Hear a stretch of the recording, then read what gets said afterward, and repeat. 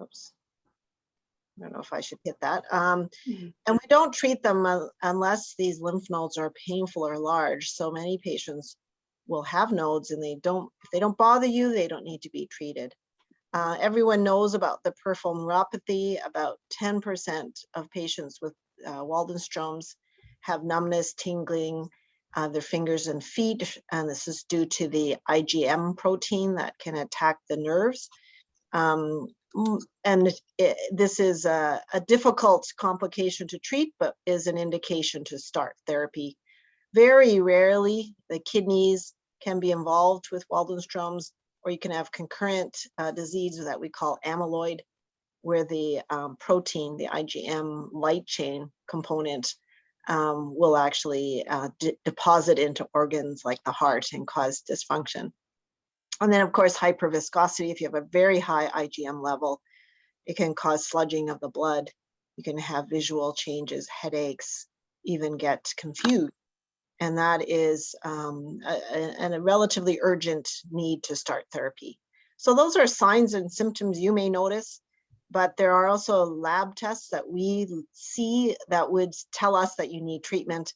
Some patients have a cryoglobulin. Their IgM can kind of gel in the cold, and that can block off blood vessels to the peripheral parts of your body, like your fingertips, your nose, your ears, when it's cold out. And then sometimes the antibody, the IgM, can land on red cells or platelets and cause them to break down. And then occasionally the bone marrow can be very crowded and the blood can go down. And if the hemoglobin or platelets fall less than 100, those are kind of thresholds for us to start treatment. These are all established through the International Waldenstrom's Working Group as standards to start therapy. So if you have any of those symptoms or signs, then we would look at treatment options. And so I'm going to cover not all of these options because I don't have, this wasn't meant to be a comprehensive review of treatment, but more an update on existing therapies. So I will talk about our standard chemoimmunotherapy regimen called BR, or bendamustine rituximab. What have we learned new about that recently?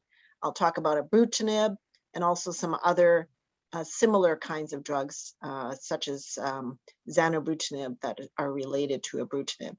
I won't touch upon bortezomib, fludarabine, or chemo regimens like R-CHOP. Those have been around for years, but I'll say a couple words about venetoclax, which many of you ask about. So bendamustine and rituximab, I'm going to start with first. This is a regimen that across Canada is considered a standard chemotherapy regimen for Waldenstrom's, usually used as your first therapy. And bendamustine is kind of a drug we've been using for decades. It's quite old, but it hasn't really attracted as much attention as some of its other similar drugs that are similar in structure. So you can see here, bendamustine has a sort of a side chain that looks similar to cyclophosphamide, which is another drug. It's the C in CHOP.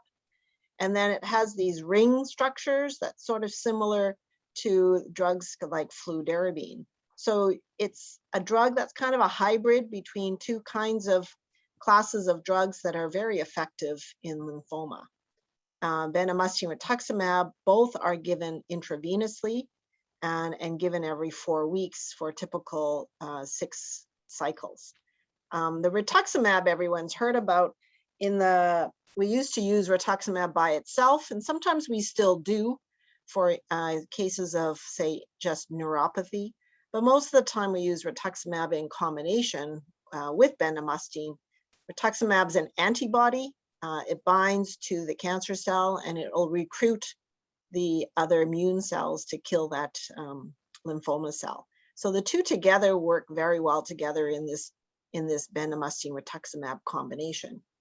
And this BR combination has been used for many years now, based largely on a pretty small subset of Waldenstrom's patients that were in this bigger trial. of 513 lymphoma patients, where BR was compared to R-CHOP. R-CHOP is basically just another lymphoma regimen. Many of you probably have heard about it because we use it quite a lot for aggressive lymphomas. And there were only 41 patients with Waldenstrom's in this trial, but there was a clear benefit to the BR arm, where patients were free of progression. So they had stable kind of responsive disease for well over 5 years versus only about 2 years with R-CHOP. And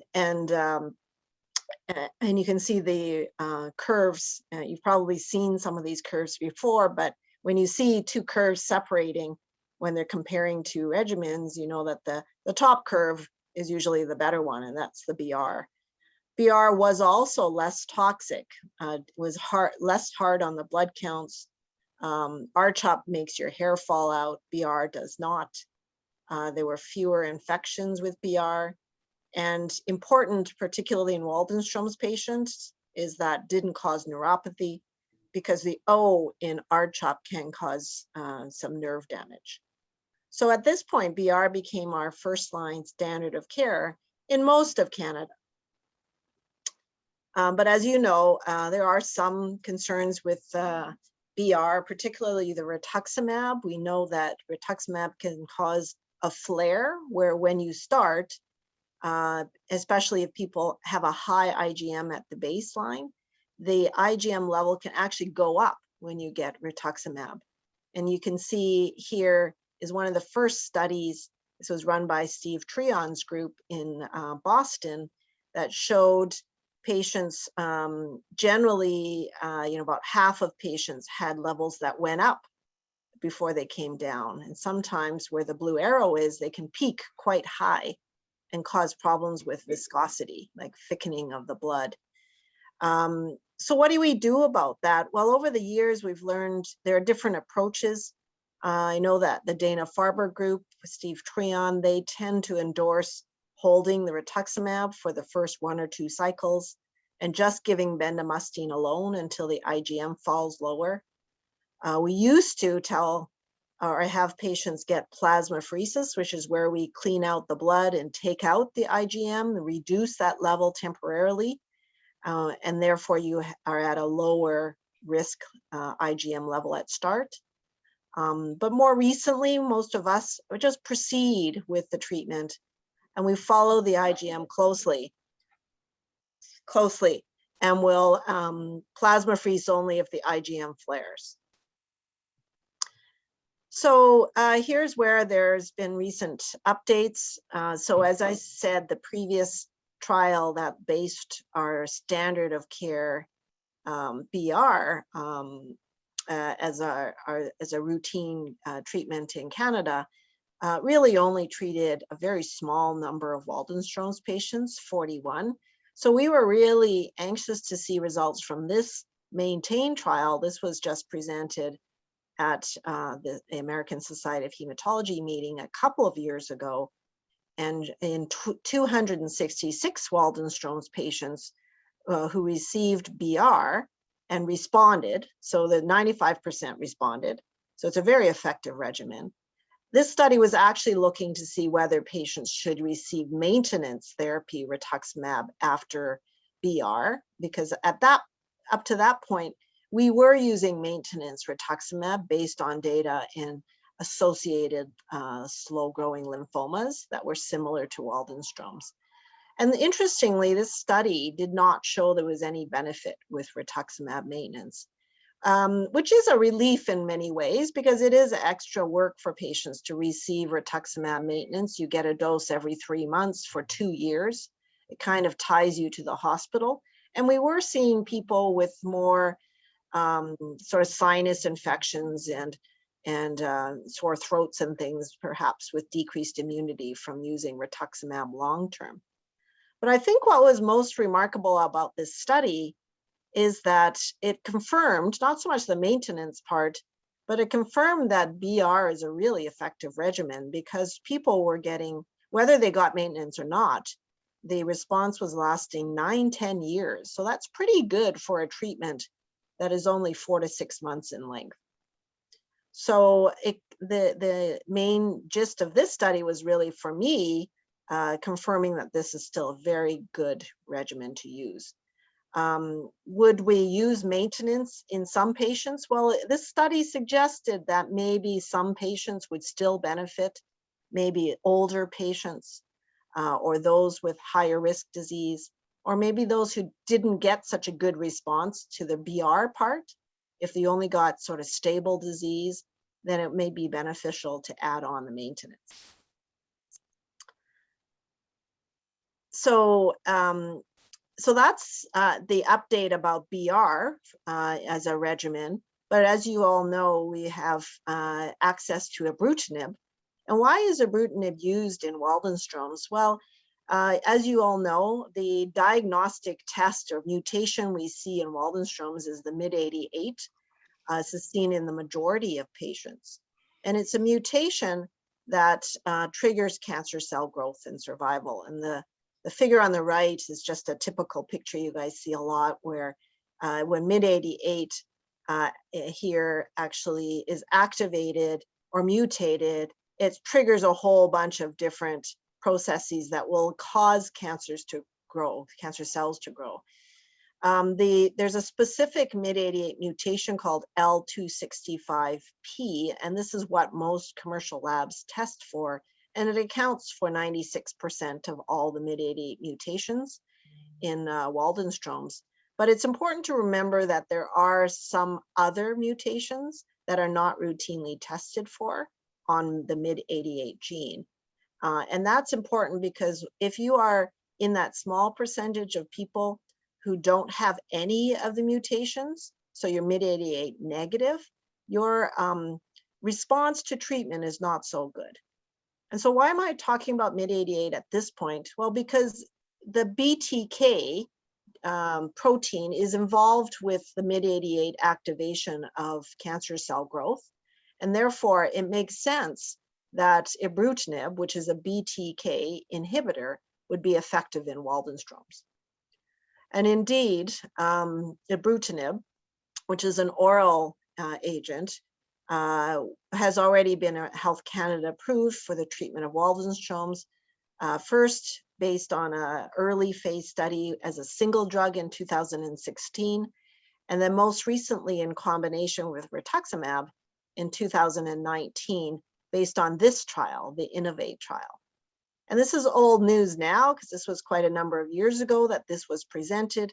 But at ASH, the American Society of Hematology meeting, just in December of 2020, there was a long-term follow-up from this study of following patients up to 50 months now, so over 4 years. This was a study, in case you're not familiar, comparing ibrutinib plus rituximab to rituximab alone. And at that time, when the study opened, rituximab alone was a pretty common regimen for Waldenstrom's, at least in the US. And so that's why it was picked as the comparison. And no big surprise, ibrutinib plus rituximab was far superior, led to better responses. A third of patients can get very deep responses. And at this follow-up at ASH last year, close to 4 years follow-up, most patients, so 68%, are still stable with their disease. So they're sitting for 4 years or longer, doing well on ibrutinib. People ask all the time then, because ibrutinib was approved based on the INNOVATE trial, but we mostly use ibrutinib by itself. However, the trial used it in combination with rituximab. Do we really need the rituximab, is what many ask all the time. And unfortunately, the INNOVATE trial wasn't ibrutinib versus ibrutinib plus rituximab. It was ibrutinib with rituximab versus rituximab. So it doesn't tell us whether the rituximab is useful. It just tells us the ibrutinib thrown in there adds on. So we don't really know. This is just some numbers from Jorge Castillo from Dana-Farber, where he just compared a whole bunch of trials that used either ibrutinib alone or used it in combination with rituximab. It doesn't really matter which column you're looking at, because if you look at all the responses, they're all about the same, like 90 to 100% responses. The deep responses are similar, and the duration of response, so the progression-free survival or PFS, look about the same as well. So we don't really think the rituximab adds very much, but it does get your disease under control a bit faster. And so the way that many use it now is if you start off with ibrutinib alone and you don't get a fast enough response, then you can add rituximab. Or if somebody just has lots of symptoms from the beginning, you want them to feel better faster, we'll use the combination. Or you start with ibrutinib, and if the response is kind of suboptimal, then you add on the rituximab later. So currently in Ontario, we don't have easy access to adding rituximab whenever we want. So a lot of the times the addition of rituximab to ibrutinib is only by private insurance. So, so ibrutinib, as I said in the study, is just given long-term. And although it's a really good drug and generally pretty easy to tolerate, it does have side effects. And I've listed some of them here, including the frequency.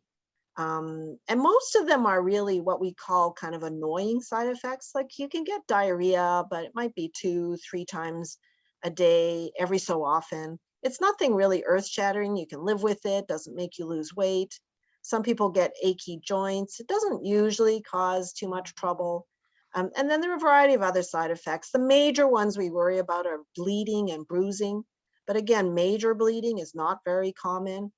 So most of the time people just complain that they bruise relatively easily. And then there's in about 10-15% of cases, people can have this heart rhythm abnormality called atrial fibrillation. Again, it doesn't usually bother people too much. They feel a little bit lightheaded sometimes and palpitations. However, it does, if it persists, it does usually require a medication to help control the heart rate. And we often have to put people on blood thinners so that the fibrillating heart doesn't form a clot inside and cause a clot to break off and lead to a stroke. So it's more prevention, anticoagulation. And only in about 10% of cases does ibrutinib cause low blood counts. This is far lower than any other chemotherapy regimen that we normally use. So we know that the longer you're on ibrutinib, the better you can tolerate it. So if you get through the first year, then a lot of these side effects you either become tolerant to or just are not so prominent. And only less than 5% actually need to stop side effects. But again, I'm trying to reiterate that ibrutinib is a pretty good drug and easily tolerated, but when you think about having to take it long-term, even minor side effects can affect quality of life. And another concern is that even with new drugs like ibrutinib, some patients don't do so well. So we know that 1/3 of patients with Waldenstrom's will have mutations of this gene called CXCR4. And all to say that these patients don't do as well with ibrutinib. They have slower and less deep responses. So the preferred treatment for them is still chemo, bendamustine, rituximab. And you may have heard Steve Treon, the others at Dana-Farber talking excitedly about these new CXCR4 inhibitor trials that are underway. And we're seeing combination studies with drugs like ibrutinib plus these CXCR4 inhibitors specifically for patients who have these mutations. So it is important then, because ibrutinib, even as I said, annoying side effects, if they last a lifetime, can be problematic. So we're always looking for BTK inhibitors like ibrutinib that will have less toxicity. And so we're seeing drugs like acalabrutinib and zanubrutinib. These are drugs that still work the same way as ibrutinib. They bind to the same spot on BTK as ibrutinib, but they don't bind so much to BTK elsewhere. Like there's BTK receptors in the heart, and that's probably what causes atrial fibrillation, the palpitations. So as a result, would cause less side effects. And that kind of is indicated here by the fact that ibrutinib you can see the red spots are all over the place because they're binding all sorts of spots on different tissues, whereas acalabrutinib and zanubrutinib are much tighter and they bind to mostly just the cancer cells that they're trying to kill. So I wanted to talk a bit about zanubrutinib because this is our most recent breakthrough based on the ASPEN trial. So this is a trial that is the first trial to show a head-to-head comparison of two types of BTK inhibitors. And I think it's really remarkable that it was done in Waldenstrom's. So ibrutinib, single drug, was compared to zanubrutinib, which is a pill also, but it's given twice a day versus once a day. So a little more inconvenient than ibrutinib, which is once daily. And so if you look at the curve, the bars on the left first, these bars just show you the percentage of patients who are responding. And you can see, so 100% here, you can see that both drugs have bars that are virtually close to 100%. So almost everybody responds to either ibrutinib or zanubrutinib. But the dark blue parts represent patients who get a really deep response, what we call a very good partial response, or VGPR, showing that about a third of patients with zanubrutinib can get a very deep response where 90% of the protein is gone. And this is better than what we see with ibrutinib. So why is this important? Well, there are some diseases or complications like those patients who have peripheral neuropathy or amyloid, where we really, really want to get their IgM protein to zero so that that protein doesn't keep irritating the nerves. Or if in amyloid, that protein doesn't keep depositing into organs and causing dysfunction. Many people can just live with a certain level of IgM and it's not going to bother them, but certain people really need to get to zero. And so these deep responses are really critical. And then if you look at this curve, this is another one of those progression-free survival curves. You don't really have to understand the curves to see that both of these are kind of overlapping. So there really isn't any difference in how long the effect is holds against the cancer between zanubrutinib and ibrutinib.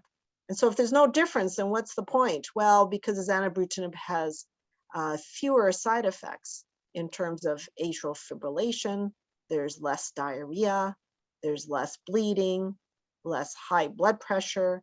The only outlier is that there is a bit more low neutrophils or white blood cells.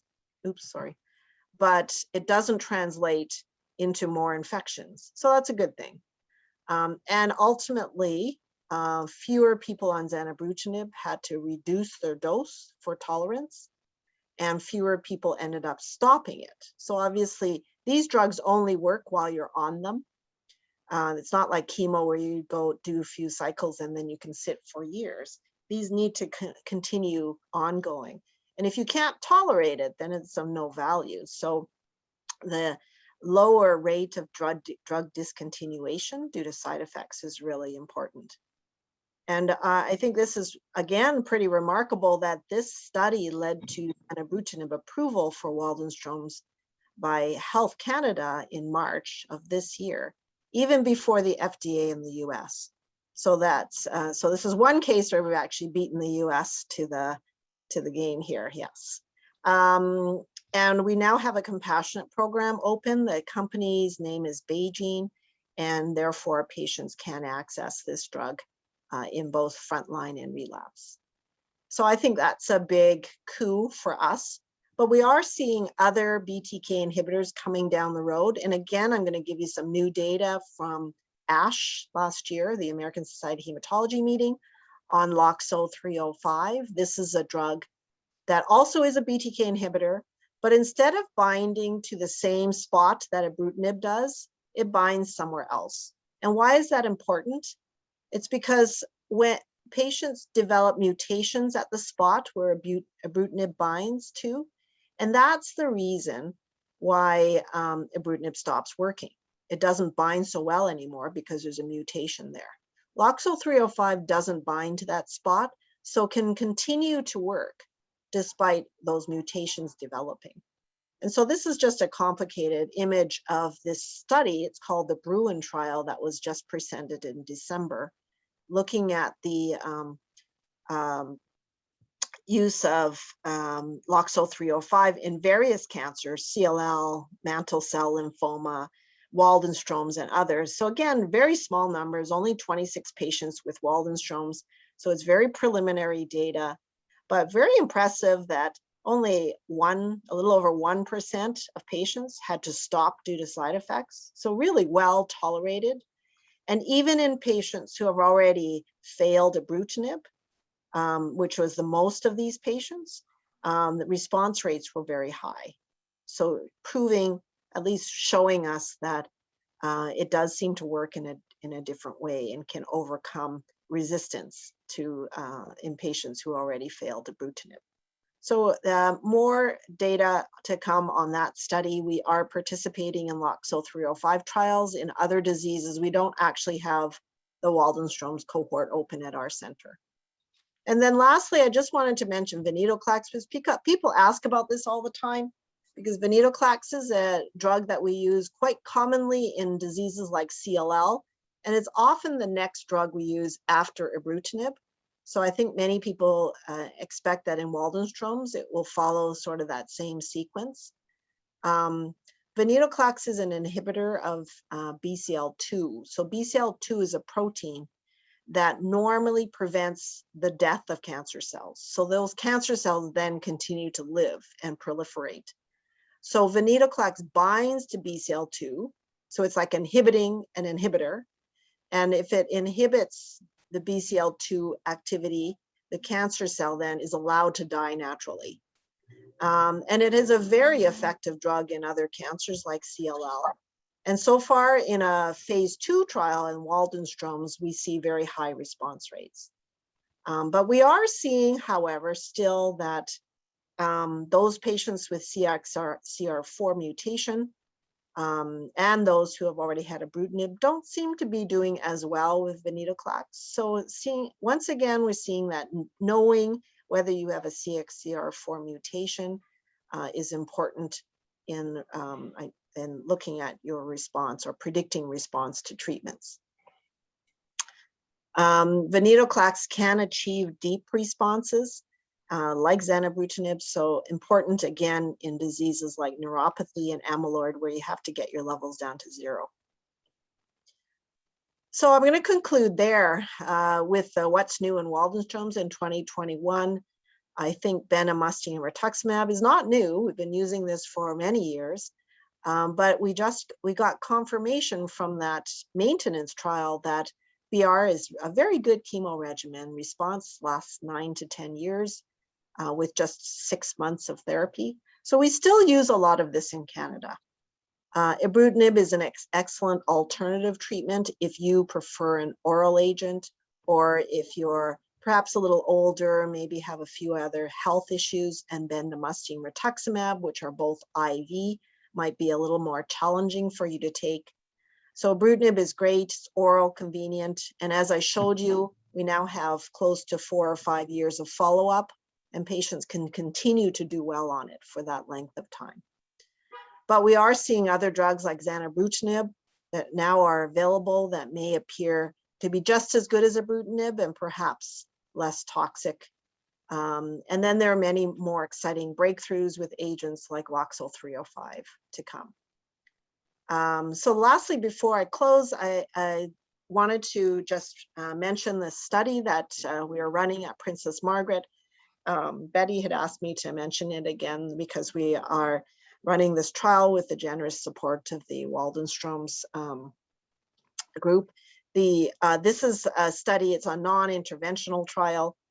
Basically, we're looking at testing for mutations like MYD88 and CXCR4 in the blood. As many of you know, these are mutations we can usually only test when we do a bone marrow test.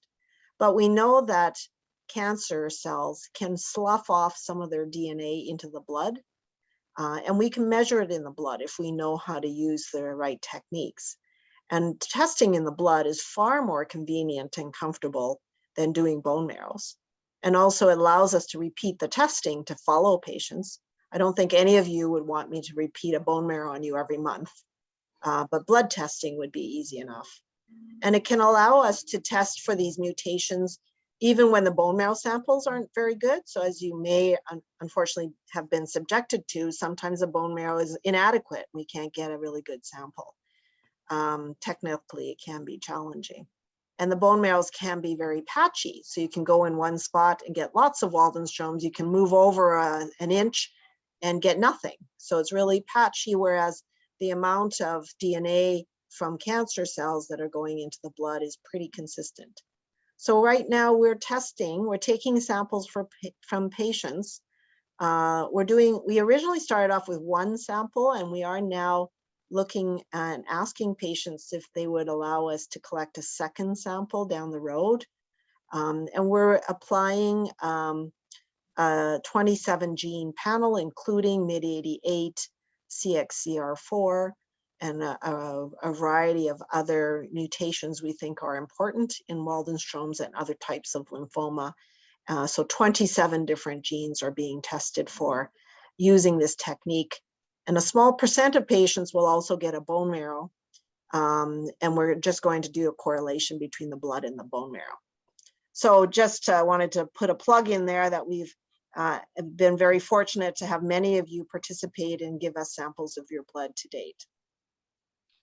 And so I'd like to close there and just thank you very much for your attention and all your support in our clinical trials, as well as in just trying to develop new protocols and provide the best care possible for you.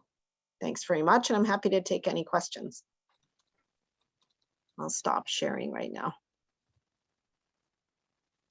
Well, thank you very much, Dr. Chen. That was very comprehensive and very concise, and you did that in a very short amount of time, which is amazing.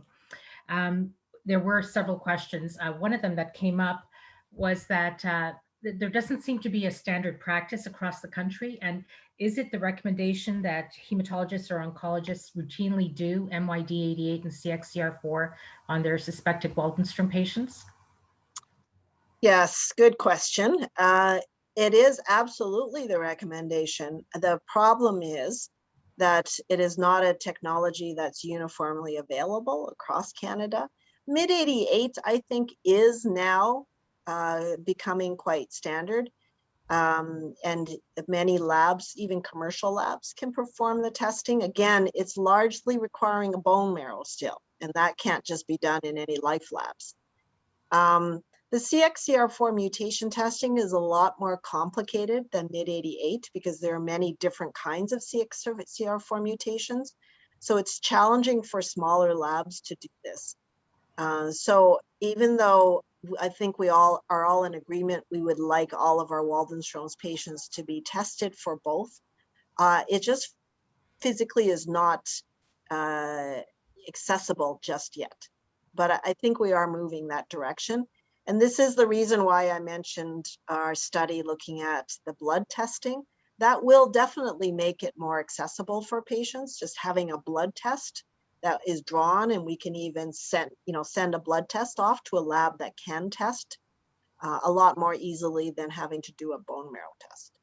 No, so yeah, but if I could just backtrack, I mean, the MYD88 for diagnosis is not always really needed. Like, I think many of the guys in the room probably were diagnosed without it.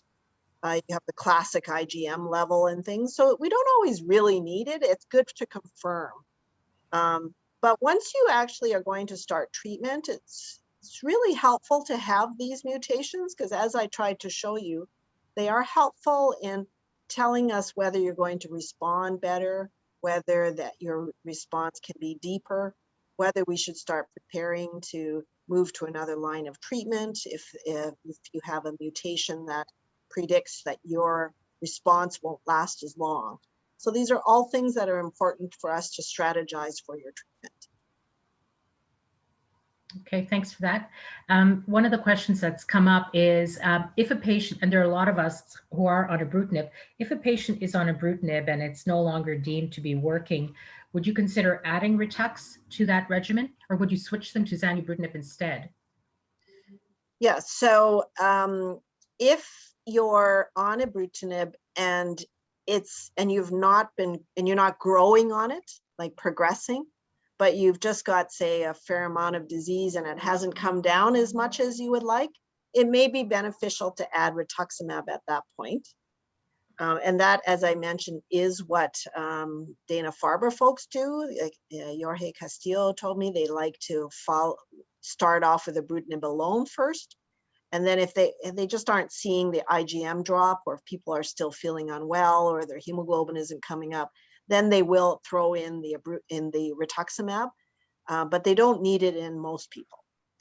However, if you're on ibrutinib and let's say you've been on a few years and then you start to grow, adding the rituximab is not going to be enough at that point. So we don't use it that way. Would you switch to zanubrutinib? So the data that I showed you, the Aspen trial, wasn't showing you that you could regain sensitivity to the drug by adding it after ibrutinib failed. It showed that it has equal efficacy to ibrutinib, but less toxicity. So it's sort of more of an alternative. Like, so when would you use zanubrutinib? Well, maybe if somebody is known to have a heart problem already and you don't want to risk them getting atrial fibrillation, you might choose to use zanubrutinib instead of ibrutinib. It's not really a drug you use to treat someone who's failed ibrutinib. That said, if you're on ibrutinib and you develop a side effect to it, not so much you're progressing on it, if you get a side effect like atrial fibrillation, or you have high blood pressure and it's hard to control with medications, there's where it may be very valuable to switching out the ibrutinib and going on to zanubrutinib, because it's better tolerated and you may be able to continue to take it without all the side effects. Would you start most of your patients on zanubrutinib instead of ibrutinib now? No, I would not. Again, we're always a little cautious, even though one drug may look empirically better at first. We know that we have many years of experience with ibrutinib under our belts, so we know that, you know, people are okay 6, 7, 8 years down the road. We don't quite know whether there'll be long-term side effects yet with zanubrutinib. So I think it's certainly worth considering using zanubrutinib instead of ibrutinib in cases where we really think there's a risk, like you're prone to heart problems, or you're prone to high blood pressure, or you're on a blood thinner and you're more prone to bleeding, and you want to avoid those risks. It's reasonable to use zanubrutinib instead, but I wouldn't go quite whole hog and throw out the baby in the bathwater and say, okay, zanubrutinib is better for everyone yet. I'd say that the majority of people who take ibrutinib actually tolerate it pretty well, and we have long-term data supporting its safety. So I think right now, I would only take sort of specific patients and move them to zanubrutinib until we have a little longer follow-up. Just remember also zanubrutinib, I showed you, does cause a little more low neutrophil counts. And even though I said the infection rate didn't seem to be different from ibrutinib, it still raises a bit of concern about potential problems with infections down the road. So keep that in mind. Some of you, some of the Waldenstrom's patients may already have slightly low white blood cell counts when they start treatment, and that might actually be a reason to avoid zanubrutinib from the get-go. And are all BTK inhibitors taken indefinitely until there's no response or some side effect? Yeah, all BTK inhibitors taken as a single drug are given long-term, but we're now seeing combinations, using it in combination with venetoclax, using it in combination with lots of different drugs. And we're not really counting antibodies like rituximab, because those don't seem to give you enough of a oomph to get the response deep enough that you can stop. So we're really talking about combining it with other treatments. other novel therapies or even other chemos. And when you combine, you can get people into a deeper response, and you might then be able to just stop treatment and ride with it for months, if not years. So that's the way the direction is going, because much as ibrutinib and other drugs like it are pretty well tolerated, I'd say most people still don't want to be on them forever. Be preferable to get off. Well, thank you. It's good information to have. There have been several questions about your trial, your CFDNA trial. Are you still recruiting patients? We are. We actually we actually had completed our planned accrual, and then we decided we might accrue a few more and follow up with a second blood test in the patients who already gave a first. So we've kind of amended it recently to expand. We can take a few more patients, but we aren't really actively looking for a whole lot more. I know that when we had I spoke at a recent Toronto patient support group meeting, and we got an influx of requests there to participate, and that was great. We're happy to take requests again, but we're not really actively looking for a lot more. We are actually just trying to do the analysis now so that we can give some results. Yeah, I think the interest is coming from right across the country. So people are interested in knowing if they can participate from a remote location. Yeah, that's a bit challenging because we have patients, they have to give us a blood sample, and we just find it easier to do it locally. So patients just drop in, do their blood sample, we see them, we do a questionnaire and things.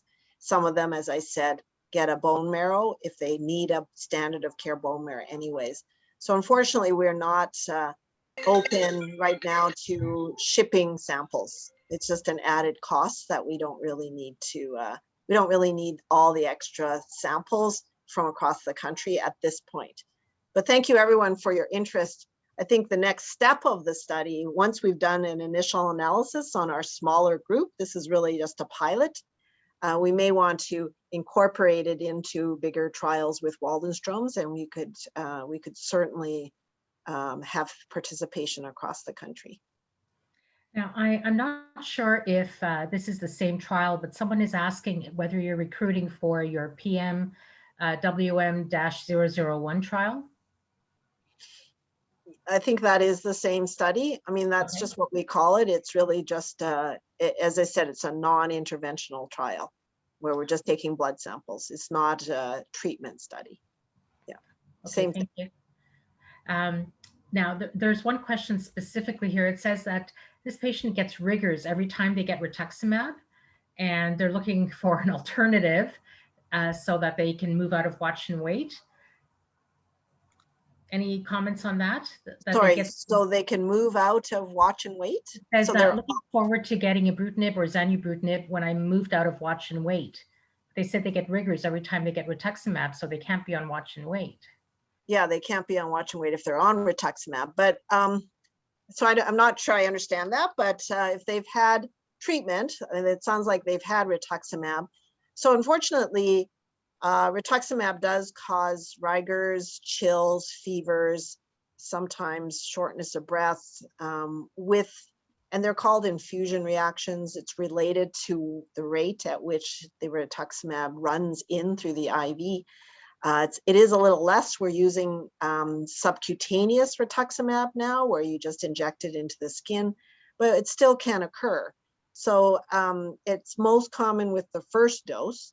Like 70% of patients have a reaction with the first dose, and then it goes to 30% with the second dose. And then after that, it's somewhere around 10 to 15% of people continue to have reactions. And interestingly, Waldenstrom's patients do tend to have a higher incidence of these infusion reactions, and they tend more to have these reactions continually, as opposed to in other patients, they kind of, other lymphoma patients, they eventually just stop getting those reactions. So we often do have to continue to pre-medicate patients a lot, sometimes with steroids like dexamethasone or prednisone or antihistamines, a Tylenol prior to getting rituximab. Is there an alternative to that? There are other types of antibodies, there's another one called obinutuzumab that we think may be a little less problematic for these infusion reactions, but unfortunately not widely available in the US. They can switch around. If you have insurance, they kind of let you use whatever antibody. But in Canada, we're a little bit more restricted. So one could switch, but most of the time what we do is just pre-medicate patients, give them steroids, Benadryl, Tylenol prior to get them through the infusion. I'm a utterly miserable rituximab patient.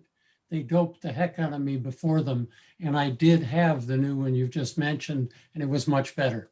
Yes, the obinutuzumab, yeah. So you're a lucky one. It isn't always very easy to access, but yes, it is. It's because it's an antibody, we call it humanized, as opposed to rituximab, which is chimeric. It's part mouse. So that it's more antigenic, like it stimulates a reaction. 35% Chinese hamster. Yeah. Okay, Chinese hamster. Well, I'm going to switch the topic here to everyone's favorite subject, and that is COVID vaccination, Okay. COVID vaccination and rituximab, and all of the above. Yeah. So rituximab is one of those problematic drugs when it comes to suppressing the immune system. And we think that if you're going to respond best to COVID, might be better if you're far out from rituximab. So if you're on rituximab, maybe not a great idea to get your COVID vaccine. So we generally like to have people off rituximab for 3 months if possible. But again, in the middle of a COVID pandemic, you don't really want to wait. So sometimes we just say, do the best. The timing is the best you can. If you're able to continue to isolate yourself and be very careful, then maybe it's worth waiting until your chemo is over. Steroids are another problem drug. So we usually ask people to hold for a couple of weeks before they get their COVID vaccine, and then maybe a week or two after before starting steroids. Sorry, I saw something on the chat. Did I not understand the question properly? Oh, sorry, meant to add, does a third dose or booster? That didn't mean to come to you. Yes. Oh, sorry. That's okay. I wasn't supposed to come to me. Yeah, no, It's part of my other question. Sorry. Okay. I just saw that pop up on my screen. Yeah, I don't know why it popped talking. up. Yeah, I haven't seen anything else pop up. That was the only one. That was strange. I think there's two elements to Ray's question. One is, will steroids impact when you can or should take a vaccination? And two, is there any suggestion that people with WM should be getting a third dose to be fully immunized? Good question. So I actually touched on the steroid bit already, that generally we're recommending at least a week or two before the vaccine to hold it, and maybe another week or two after. The minimum is a week before and after. So you have to be off steroids for 2 weeks around your vaccine to really try to optimize the response. This is what we tell patients. We're really not entirely sure if that's the best timing, but we have to balance it with the fact that some patients can't hold their steroids that long. So we don't want their disease to be growing or anything while we try to optimize the vaccine. So it's kind of a balance. And then the third dose bit, very good question, because as many of you have probably seen, we're starting to see data from trials in patients with cancer. Not so much in Waldenstrom's, but in other indolent lymphomas, CLL, myeloma, patients who are getting COVID vaccine and getting really suboptimal responses to the vaccines.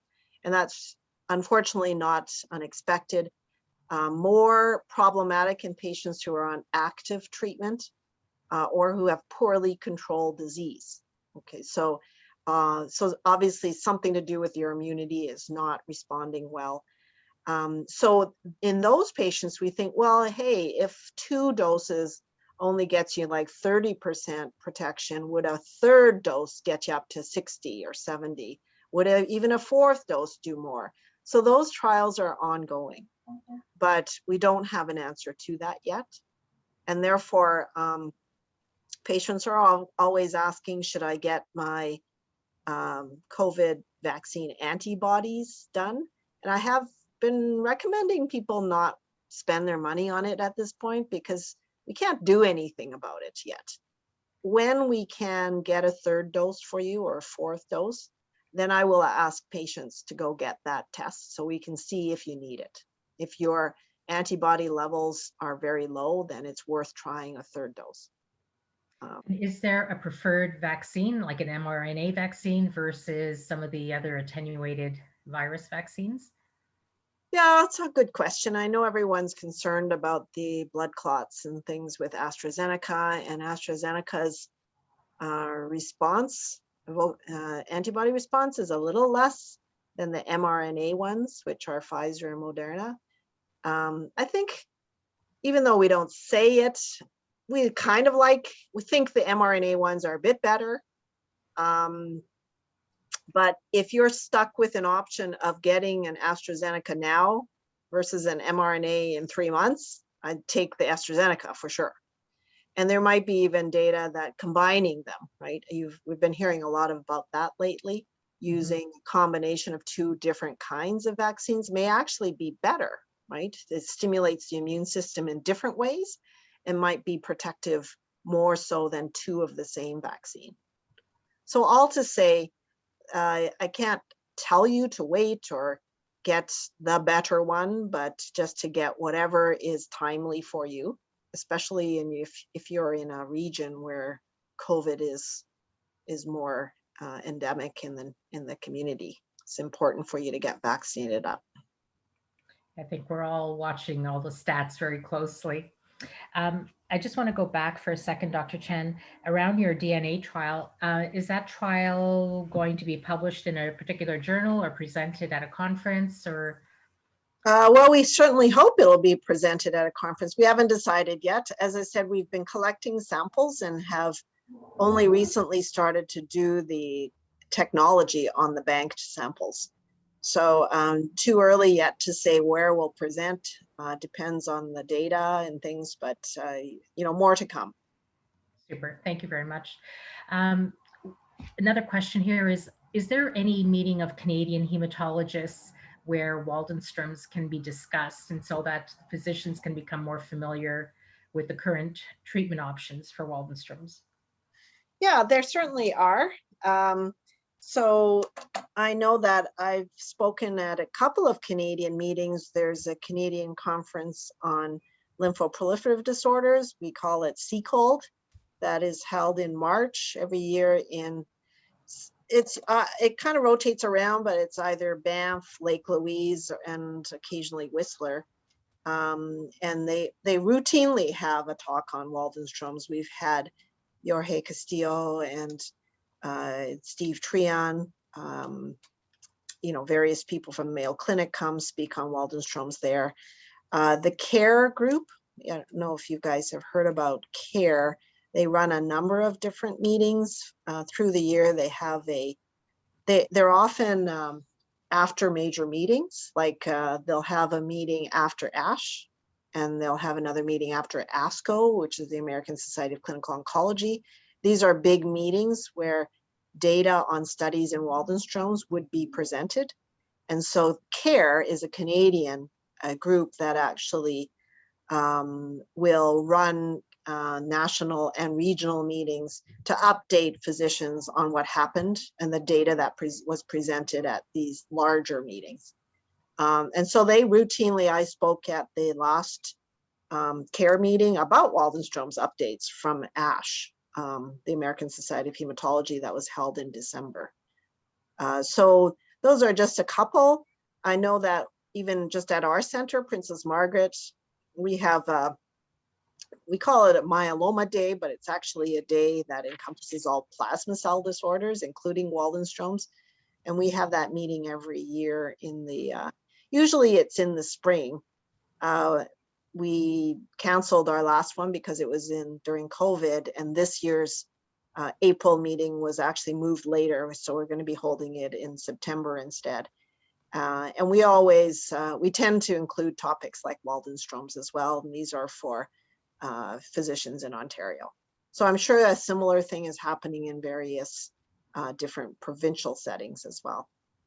Okay. Well, thank you very much for your patience and for being so good about answering all our questions. I'm sure you hear them from every patient you see in your practice every day. So, you know the answers like that. Thank you again for being so generous with your time. Every time we ask you, I don't think you've ever refused us once, and we are so grateful for that. And we are very lucky to have you on our side. Thanks very much. Thanks Dr. so Chen. much. It's such an honor to speak to you. And you know, I can't say no because then Betty will come after me. Well, I'd thank have you. to, like, if I see her in the waiting room, I'd have to scoot around and try to avoid her. So Thank you again. Anyways, thank you. Dr. Chen is quite amazing. And I have to say that if you need to get a bone marrow biopsy, she is the person to do it, because I've had a few from her. I don't want anyone else to do it because when she does it, it's virtually painless, and I'm not kidding. So anyway, Well, thank you. Thank you. That's a Thank great you endorsement.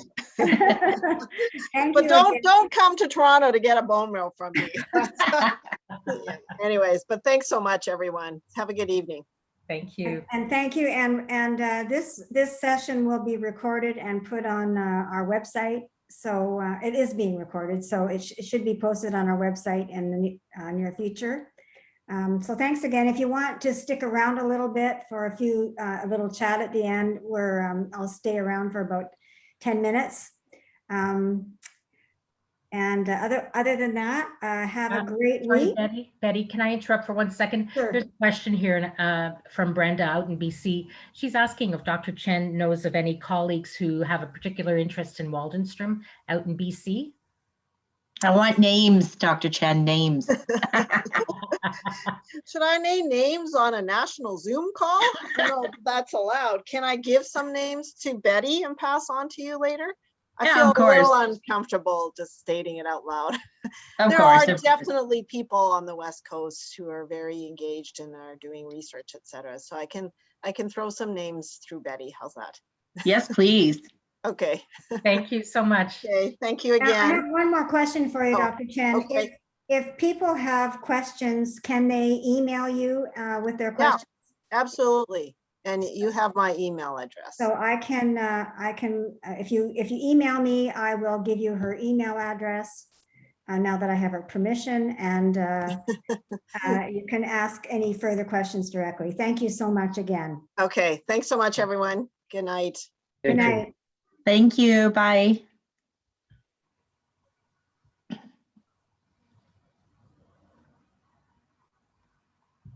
Well, Okay. I hope we got all the questions asked.